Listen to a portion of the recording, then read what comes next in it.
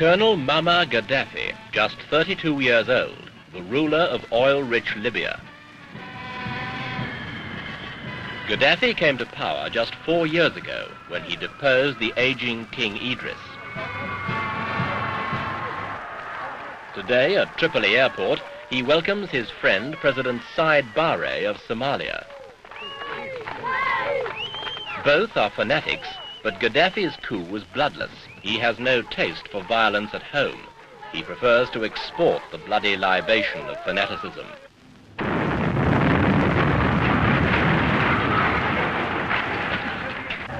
A street in Belfast, another bomb. Innocent victims scarred for the rest of their lives. The money that paid for it probably came from Libya. Each year, the IRA collects a check for $2 million from one of Gaddafi's money managers in Tripoli. Round the globe, dozens of scenes like this are being enacted for the benefit of Gaddafi's crusade. In this issue, Echo documents the man who has turned the gift of vast wealth to the benefit of evil.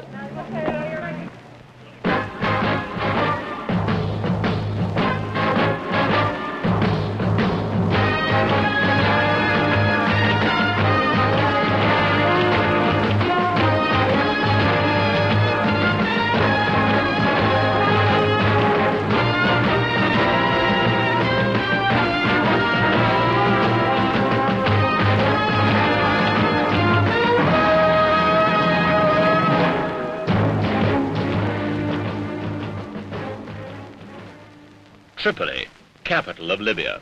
Once it was a gay, bright city where tourists came to enjoy the sun, the sea, and the night spots.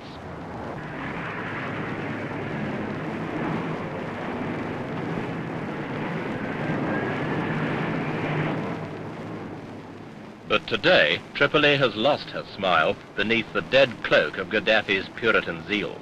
Women are back in purdah, adulterers are whipped, thieves have their hands amputated.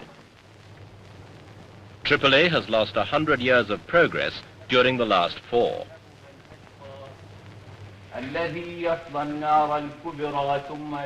Gaddafi once said, "The Arab nation needs someone to make it weep and not laugh." That he has set himself to do. His instrument is oil and the money it brings. Under the Libyan deserts, there are oil reserves of 3,500 million tons. Already, Gaddafi's regime has $3,000 million in the bank, enough to give every one of Libya's people a better standard of life. But so far, Gaddafi has shown little interest in their needs. In Libya's oil, Gaddafi sees a vast reservoir of personal power, power he hopes one day to make him leader of the Arab world.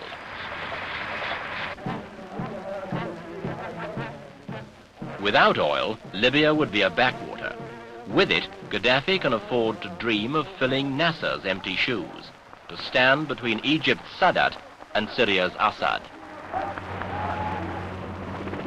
Only 2% of Libya is cultivated, the rest is desert. Money could make half the desert productive. Gaddafi prefers to spend the money on other things.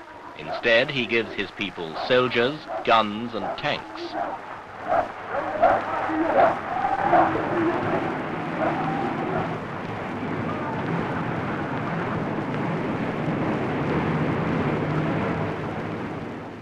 Gaddafi's oil has fed a vision far beyond the needs of Libya's 2 million people. He shares Nasser's dream of a united Arab world, but united under the leadership of Muammar Gaddafi. The first step he saw on that road was union with Libya's neighbor Egypt. In return for promises of economic assistance, Anwar Sadat signed an agreement with Gaddafi to merge the two countries within 1 year. Under the agreement, Gaddafi would share as an equal the presidency of 37 million people. The Arab world was skeptical. Few could believe that the Egyptians would allow themselves to be ruled by a young hothead from the desert, or that Gaddafi would make good on his pledge of aid.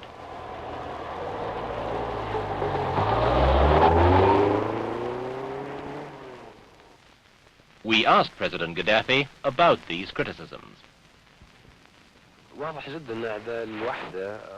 It is quite clear that those who spread such noises, such thoughts as this, are the enemies of Arab unity.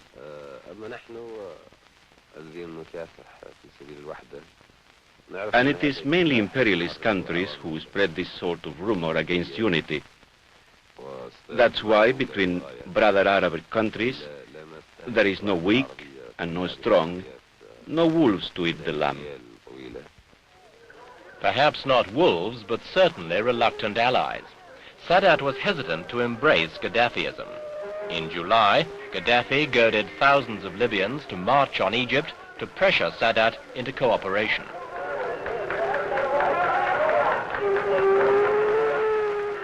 But Sadat had bigger fish to fry. As Gaddafi's hysterical campaign reached its height, Sadat and Syria's Assad were putting the final touches to their plans for war with Israel. Today, Gaddafi's plans have been firmly shelved along with his promised aid. Most Egyptians hope they'll stay there and gather dust. He may have failed for the moment, but is Gaddafi conducting a one-man campaign for leadership of the Arab world?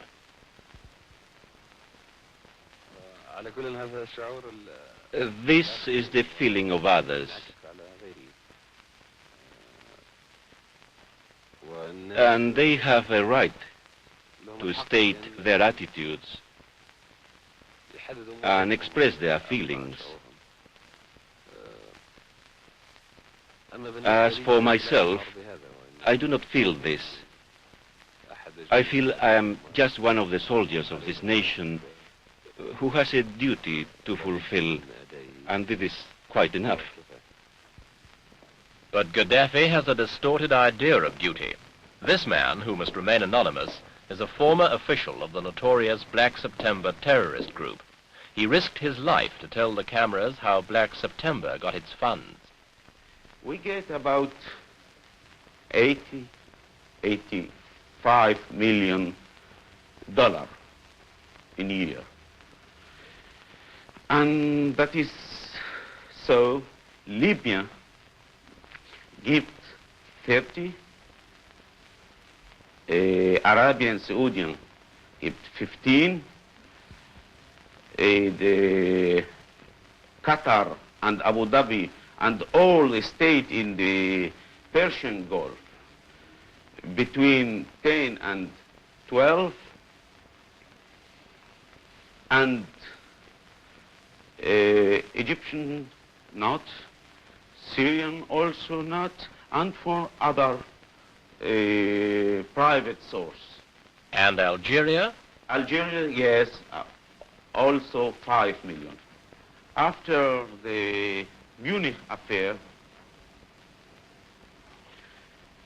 Yasser Arafat get from Gaddafi as a price after the Munich affair $5 million as extra price, not as aid every year they get, as extra price $5 million.